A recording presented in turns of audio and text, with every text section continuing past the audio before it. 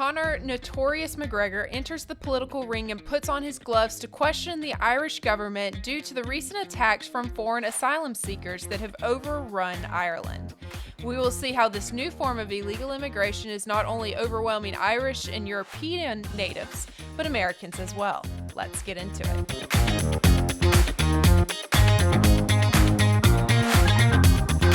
While you won't be watching this episode until after Giving Tuesday, that doesn't mean that it is too late to support your local watchdog group. Consider donating to Palmetto State Watch, which is South Carolina's premier watchdog group that is actively exposing corruption on the state, county, and local level.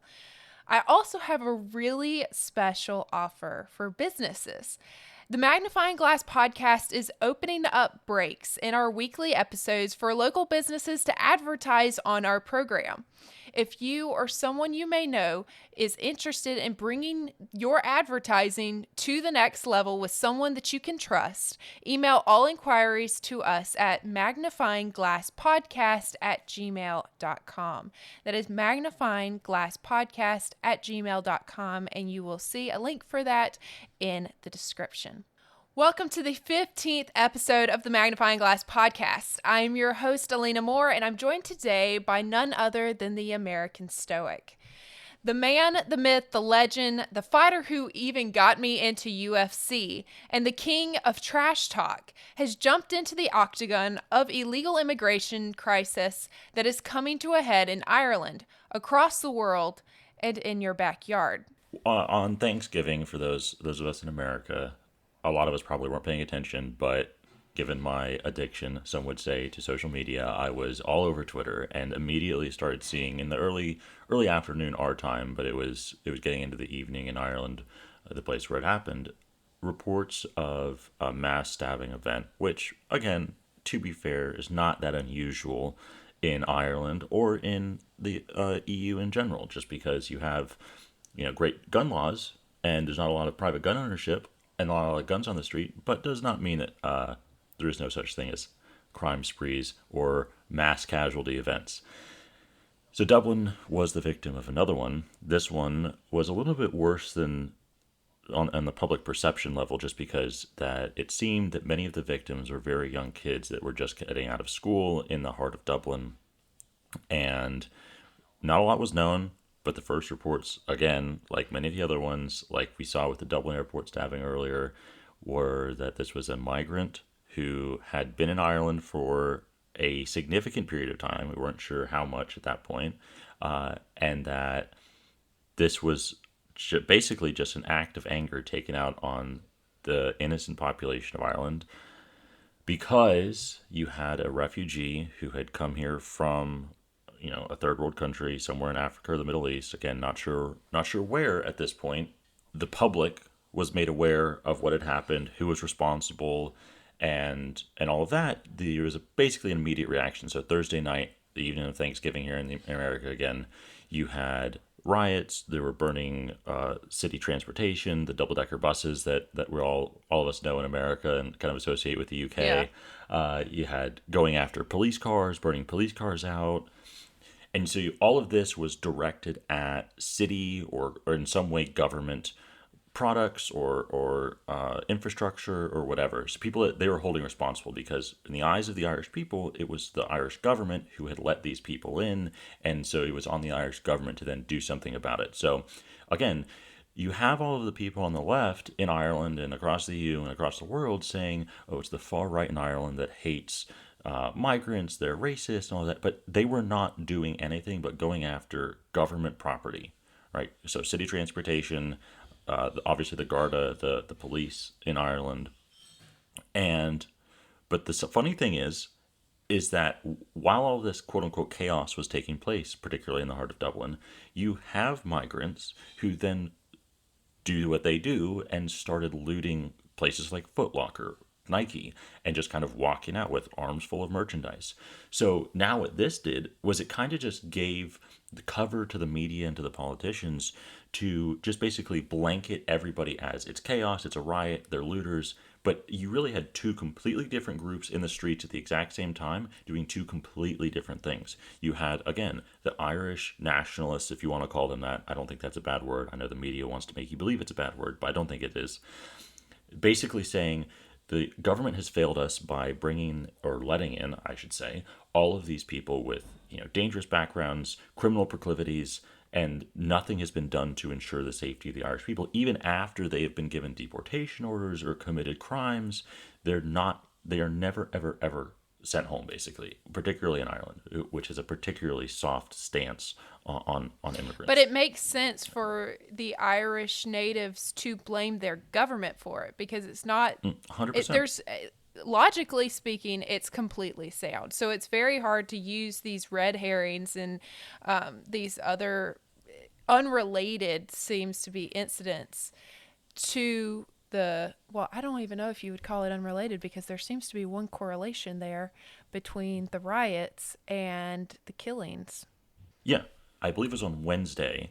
There came out a report on the proclivities of immigrants based on their point of origin to commit crimes in Western countries once they complete their process of immigration. Definitely not assimilation, but immigration. So that once they're set up in that country. So let's just run through some of the more enlightening pieces of information that came out from all of this. So this was again from the Netherlands, but it's pretty applicable to all of the European Union just because of how freedom of movement works. Once you cross an EU border, you're basically just free to go wherever you want. Mm-hmm. So you're going to see these same trends in between countries, although this data particularly comes from the Netherlands.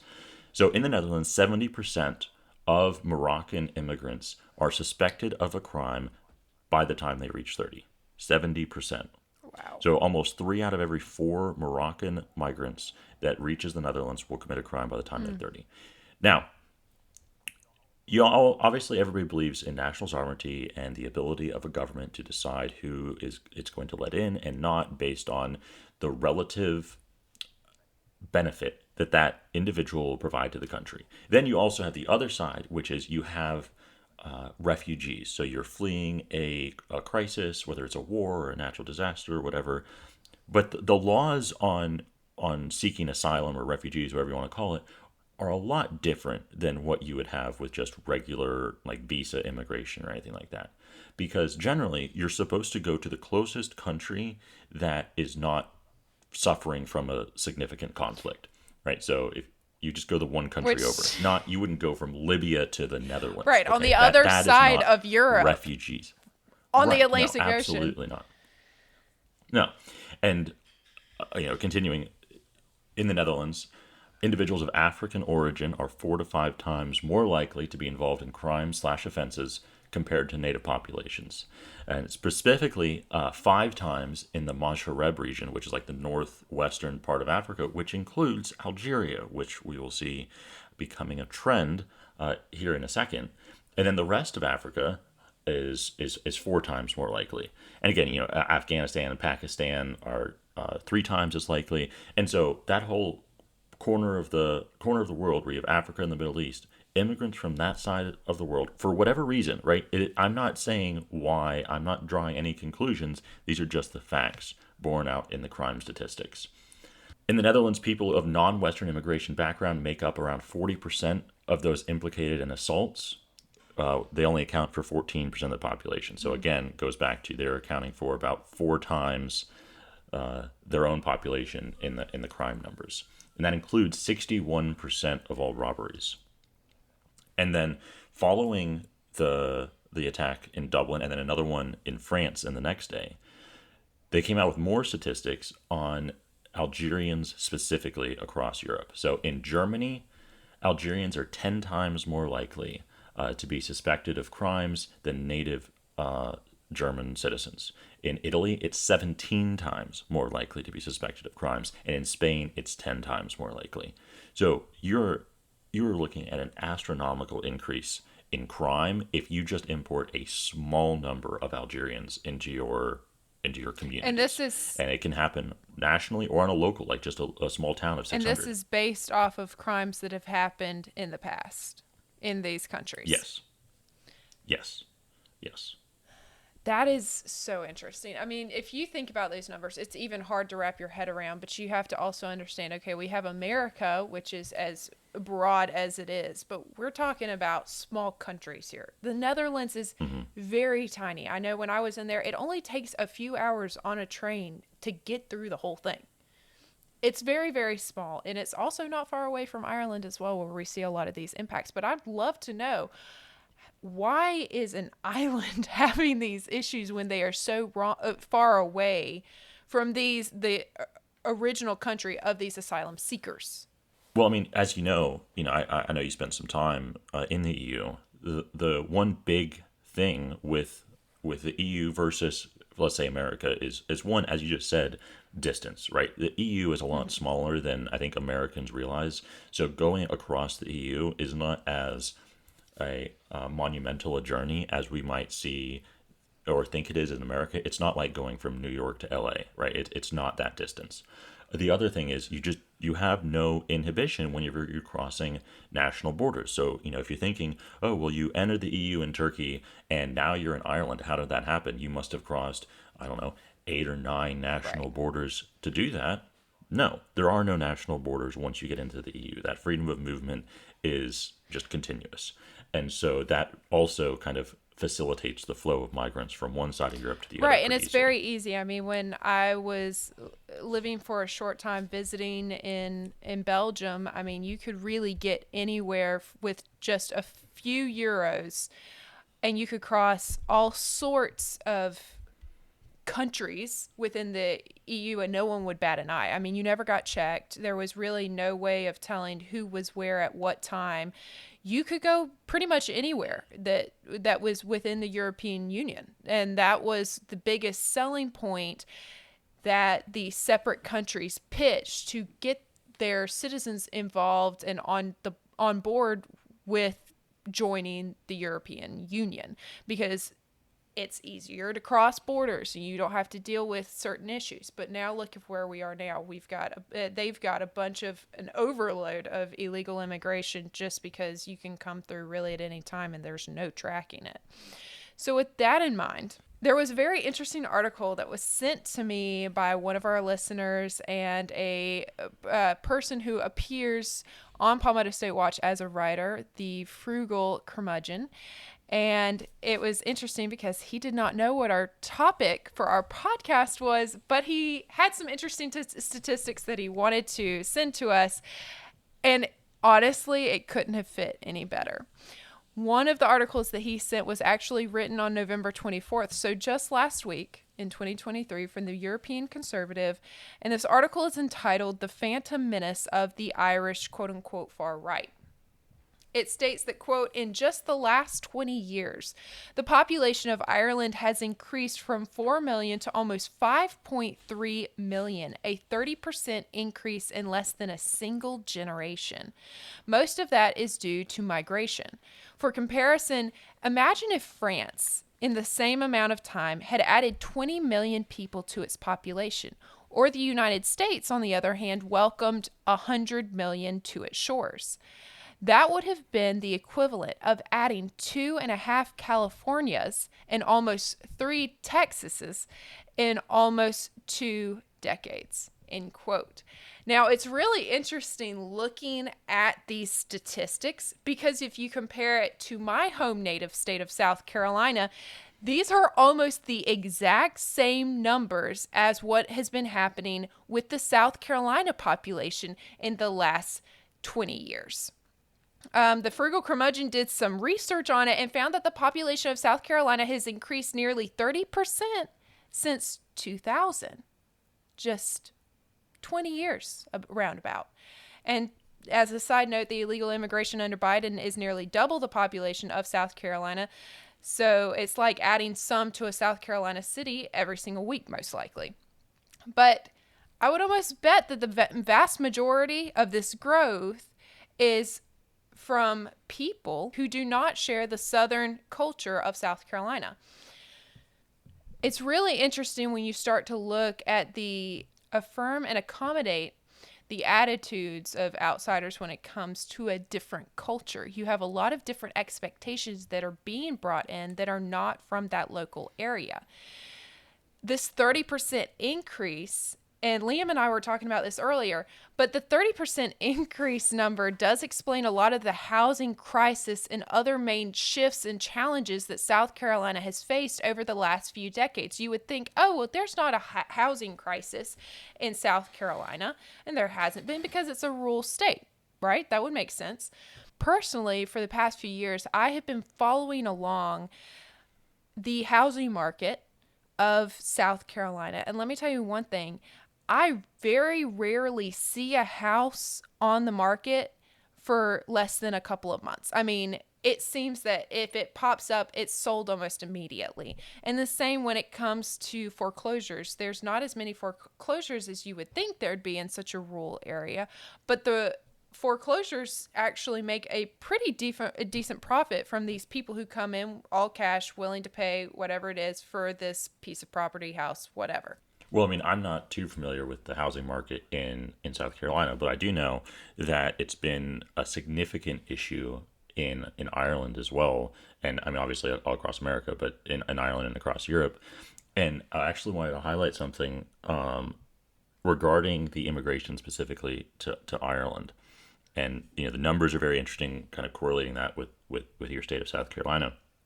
But one thing that South Carolina does not do is pay Ukrainian refugees 220 euros a month, or excuse me, a week, just to house them. And so one of the huge issues that we've seen in Ireland has been the basically just dumping. I believe it's 80,000 refugees that have been 81,000 according to the Irish Times between April of 2022 and April of 2023, and they're collecting serious checks. It's actually 5 times more than you get paid as a refugee of any other nationality. So I mean, I guess Ireland's really doing their part to fight Putin by making sure that all of the men of Ukraine are incentivized to leave the war zone. I don't really know what the correlation there is or what the motivation is. But again, when you look at, you know, a native population, we're in a bad economy. You know, it's not just where you are. It's not just in South Carolina. It's not just in the United States. It's not just in Ireland. It's everywhere. In the whole of Western world, we are in a really, really bad economy. Basically every area has a housing crisis. And the uncontrolled immigration on the United States southern border and the uncontrolled immigration across the European Union from the Middle East and from North Africa, it's causing real problems for native-born Irish, native-born Americans, native-born, you know, Frenchmen, wherever you look, particularly the younger generations, unable to afford housing, unable to buy their own house, and so they're basically just forced into this life of serfdom by just, you're forced to rent. It's the only option. And so whenever you see the effects, again, it's not just crime, it's not just housing, it's not just, you know, driving down wages because you have a glut of workers that are being brought in. It's everything combined. And so whenever you add the pressure of that, the stress of having a bad economy, not being able to feed your family, and then you have, you know, Algerians who, again, the Dublin airport attack earlier this year, I believe it was in May or June of this year. The guy had been a resident of Ireland for 10 years, and he was upset that his social welfare payments were being slashed. Okay, the guy the Algerian that committed the last stabbing at the Dublin school, he'd been in Ireland for 30 years, right? And people say this like, oh, he's not a migrant anymore, like he's Irish, right? It's actually worse. This is actually a worse look for left pro-immigration, because what that means is that you can move to a country, not work for 30 years, live on the government dole, but if your government benefits ever get slashed, then you're going to go stab, you know, a 5-year-old Irish girl and leave her in the hospital for at least a week, still in critical condition. Okay, that is a worse look. That is not a good look for the left on their whole immigration. And that's where we see stance. this difference of assimilation and pluralism. I mean, if you went back 50 years or 100 years or what, however you want to look at it, there was this standard of if you migrate to a different country, you would assimilate into the culture and with the people. But we see that difference there, that assimilation and pluralism is not mutually exclusive. They may occur in various combinations within societies. Some racial and ethnic groups may assimilate while others maintain or even increase their differences. We're seeing such an overload right now of mass illegal immigration is how I would call that. I mean, they want to change it up and say, "Oh, it's asylum seekers. Oh, it's, this and that." It's the same thing with CRT. It's the same thing. You can call it ES, ELS, whatever. I don't care. But it is all the same idea. Pluralism, on the other hand, is based on a value system that we all hold in common, while multiculturalism is based on the lowest common denominator of values within a society. While pluralism allows for many different groups to kind of assimilate better, but unlike multiculturalism, it does not try to impose one uniform status on all of them. But what we are seeing here is really a lot of multiculturalism that is bashing heads with the natives in the area. Yeah. And I want to get to Conor McGregor and his role in all of this. But before I do, I just want to highlight, we keep mentioning asylum seekers and all of that. Yeah. Okay. So you just had a stabbing in, I believe it was in Wexford, in Ireland. And an Egyptian man was stabbed by a Somalian, I believe. Again, these are two countries. They're not at war, right? They are not in any way, these men should not be here. Okay. Now you have some form of tribal violence being inflicted in Ireland, sometimes not even against Irish, citizens, but still violence taking place in Irish communities by two foreign nationals that have no business being there. Again, they are not refugees. They are not there to provide any economic incentive or growth to the country. And this goes back to what type of migrants is the EU receiving? And so this is probably one of the most interesting reports that I've seen in a long time coming out of the EU. So according to the European Border Agency, only 8% last year, 8% of migrants smuggled into Europe were women. Whew. 8%. 92% were men. Okay. And so if you're saying, if there's a humanitarian crisis, right, if there's a humanitarian crisis in a country, whether it's a war or a natural disaster, Exactly. who's leaving? The women and children, right? Who's staying? The men. If there's a war going on, who's staying to fight the war? The men. Who's fleeing the war? The women. Okay. This is not in any way, shape, or form a refugee crisis, an asylum seeker crisis. And going back to what you're talking about, the assimilation, it's not an assimilation. And they go out and tell you, there's so many interviews with small journalists on the street just saying, why are you guys here? What are you coming here to do? Right? Most of them, almost all of them, are there for religious purposes. Let me put it to you that way, that they're there on behalf of their Muslim religion, trying to get rid of infidels. It's basically the goal. And, we see this all the way up in Canada, right? Why would you think that there would be a huge Muslim population in Canada? Right. How would they get all the way there? But you see the exact same language and the anti-white vitriol that has come out all across the West. If you look at that mass stabbing that happened the day after the stabbing in Dublin, 17 kids were stabbed in France in a town of 600. They're having a festival that was organized by the small town of 600, and 17 of them were stabbed by a gang of somewhere between 10 and 20 Algerian Muslims. And I think there's 9 or 10 eyewitnesses that have all come out and testified that they are all screaming anti-white hate, basically, while committing another mass casualty event. And so the reaction to this, at least in Ireland, and I think a lot of people have latched onto it, not just across the EU, but in America as well, it has kind of been led by Conor McGregor, right? And so once this happened on Thursday of last week, he was basically immediately retweeting videos and taking a very, very calculated approach and response to videos of not only the quote-unquote violence that was happening that night by the protesters and then also by the looters, but also responding to politicians, responding to the media on Twitter, quote tweeting different videos of, you have the Irish Prime Minister coming out and saying that they need to pass strict laws regarding the speech and conduct and digital material that is allowed on the phones of Irish citizens, right? Not saying anything about removing the people who commit mass casualty events against his own citizens. He wants to police what's on your phone. When you think about it, all law, all legislation is about the restriction of freedom. That's exactly what we're doing here, is we are restricting freedom, but we're doing it for the common good. You will see throughout our constitution, yes, you have rights, but they are restricted for the common good. Everything needs to be balanced. And if your views on other people's identities go to make their lives unsafe, insecure, and cause them such deep discomfort that they cannot live in peace, then I believe that it is our job as legislators to restrict those freedoms for the common good. And so Conor McGregor was really quite eloquent in some of the tactics that he employed by responding to these people. So the Irish Prime Minister this morning, actually, on the floor of the Irish Parliament, said that he did not want people to connect crime with migration. The terrible events that occurred on Parnell Square on Thursday, I really would ask people to try and avoid connecting crime with migration. It's not right.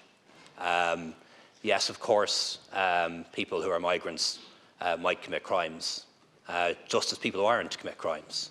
In a country of 5.3 million people, if you have hundreds of thousands of migrants, there are going to be a few of them who commit terrible crimes, just as there are people born and bred in Ireland who commit terrible crimes every day, including murders. And when I see what happened in Parnell Square, what I see is a suspect who is a migrant, although a citizen and somebody here for over 20 years. I see a 5-year-old child in hospital today, both her parents coming from a migrant background and her born in Ireland. And of the 5 or 6 people who intervened to stop the attack, 4 of those 6 are migrants to this country. It's totally wrong to try and make out that there's a connection between crime and migration based on what happened on Parnell Street. The alleged assailant, the victims, and those who stopped the attack. Thank you, Taoiseach. Most of them from a migrant background. Now, going back to all the statistics that we referenced earlier, there is clearly a correlation between where a migrant comes from and their likelihood to commit crime. So he may say that he does not want you to associate, crime with migration. Basically, what he's doing is asking you to ignore the statistics and the facts of the matter. Okay, but leaving that aside, Conor McGregor does not just rail against him in some blatant tirade. He takes a very really almost political response, but obviously with some populism underlining it. So he says, I do not connect crime with migration. So he kind of immediately agrees with the premise that was laid out by the Irish PM. He says, I connect crime to the government's many failed policies in protecting and securing the inhabitants of Ireland. Again, so he's kind of setting, this is the promise of government, this is the role of government, and it has been you have failed to uphold that role of government, your government.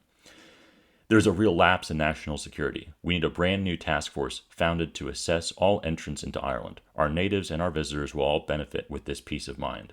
We need deportation of those here illegally or that have committed a crime here. So now he's almost kind of walking back what he was saying about not connecting crime and migration, because he's saying if there is a connection, we should act on it, right? Which, again, I don't think anybody's disagreeing with this. That if you go through the immigration systems properly, I don't think anybody's saying that you should be deported, if your family has been in Ireland for generations or decades, right? Nobody's saying that. But if you've been in Ireland, as the Dublin attacker was, for 30 years, and been on welfare the entire time, and then commit a mass casualty event because you are upset that your government welfare is being slashed, why would you remain in Ireland? What possible reason should the Irish government have to continue to pay you? Because that's what they're doing. They are paying him every week to be a threat to the children of Ireland. Okay, that makes no sense. And Conor McGregor is just basically harping on that, connecting with that populist mentality. And so, he's been very, very active on Twitter, not without its repercussions. Yeah. Not without its repercussions. Conor has always been known for his words. Let's put it that way. He has a very artful way of stringing together more trash talk than you can imagine. And sometimes you don't even think it's going to be trash talk until he finishes it off, kind of similar to what he did in that tweet. So to me, it was a little humorous to see that. And I love seeing him taking on this role of protecting his country, because in the past, you know, as a fighter, it's more like, oh, you're protecting your family. They have this whole background talking about, you know, where they've come from and the story that they put together. But now we are seeing the real him. We're really seeing it come out here. And that is coming with, like you said, a lot of repercussions, as the Irish government has announced an investigation into him. I just don't know how you can justify investigating someone who has really put you on the map in the 21st century. To say it is mind-blowing would be an understatement. To say it's a miscarriage of justice would be an understatement. Because really, it's pretty clear what this is. It's pretty clear that this is just yet another attempt to beat down any type of populism, any type of support for native Irish citizens, native Irishmen, right? A very small country that, you know, Ireland has, 5.1 some odd million people. And you're saying that, oh, maybe we shouldn't be overrun beyond recognition by migrants from Algeria and Libya and Pakistan and Syria. Again, these are countries with populations, you know, between 5, 10, 20 times the size of Ireland. It's just amazing that the government that has failed to protect its people time and time again, as soon as somebody calls them out on that, they launch an investigation into their tweets. Right? We don't care. We don't care that we paid a mass stabber 30 years. We don't care about that. We don't care that we paid the guy who attacked the passengers at Dublin Airport for 10 years. Right? We don't care about that. Tweets. That's not an investigation. Deja vu, anybody? I cannot wrap my mind around it. And look, and if the Irish population does not stand up, this is going to get really, really bad really, really fast for them, because you've already seen the next day the PM, the homosexual Indian. Can we PM just take a of Ireland, moment? Can we take a moment? Conversation. Just the prime minister. I wasn't going to. Is an Indian homosexual for Ireland. I mean, and then you look. I mean, just you look at the mayor of London. Your head might not explode. Go down that road. Not going to go down that road. Okay. Yeah, might explode, might get us deplatformed. We'll never know.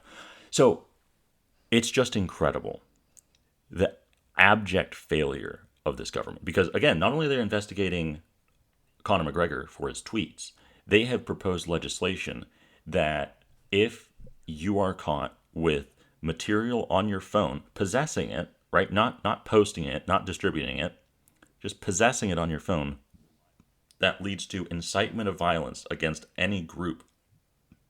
That means that you can go to prison, which basically means that all of the graphics that I put up there on, oh, well, if you're from this region of Africa, you commit crimes at 5 times higher rate than native-born Irishmen or native-born people from the Netherlands, right? That, I could be in prison for that, because I am now inciting violence against people from Algeria. Okay, and don't think that can't happen insane. here. There's a reason why hate crimes legislation has passed unanimously with bipartisan. It's coming everywhere. It's just they just fast tracked it in Ireland, and so it's one of the reasons that I actually want to do this show so much, is because I really, really, really wanted to highlight just how important this is in Ireland, because, again, this is coming everywhere. You're clearly seeing the moves and the groundwork being laid for this here in America, in France, really all across the EU, with a lot of the legislation that has been proposed in the EU regarding governing social media and all of that. But they just really fast-tracked it with Ireland because they kind of saw an opportunity here.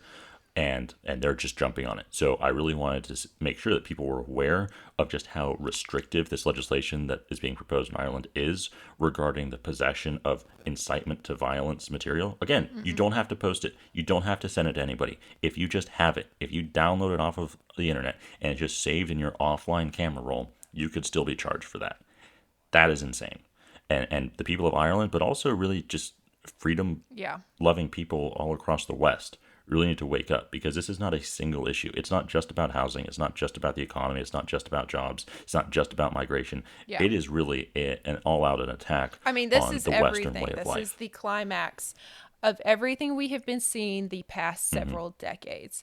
And if you can't wake up now and look in the face of these issues, it's hard for me to even see if you're going to wake up. I mean, we saw that, South Carolina was one of the last standing states to not pass hate crimes legislation. Volkswagen moved in and said they wouldn't come in unless they were promised that hate crimes legislation and other ESG legislation was passed. Guess what happened at the end of session? They extended session to pass hate crimes. And people said it couldn't be possible. Well, it can be, even if you have a Republican supermajority. And we are seeing it all across America right now. And don't tell me that hate crimes is where it stops, because that is just where it begins. I don't. If you say anything is where it stops after the last 10 years, Yeah, no. I can't help you. This is the It thought never police. stops. Right? Whether it's, legalization of gay marriage or transgender acceptance, or now we're just got to trans the kids and it'll stop there. No. Get out of here. Welcome Open to the your thought eyes. police. Well, thank you for joining us today on the Magnifying Glass podcast. We delve deep, bringing the overlooked into focus and magnifying the stories that matter to you. If you enjoyed this episode, be sure to subscribe, rate, and share, helping us shine a light on even more discoveries. I'm your host, Elena Moore, and remember, sometimes the smallest details make the biggest difference. Until next time, keep looking closer.